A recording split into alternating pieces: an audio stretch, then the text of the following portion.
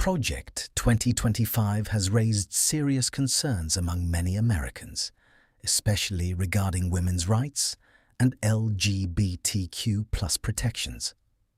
Critics fear it could restrict abortion access, weaken protections against discrimination, reduce LGBTQ+ rights, and increase government influence over personal choices and education. Some people also worry about policies affecting marriage equality, reproductive health care, and religious freedom. Supporters and opponents strongly disagree on what these changes would mean for the country.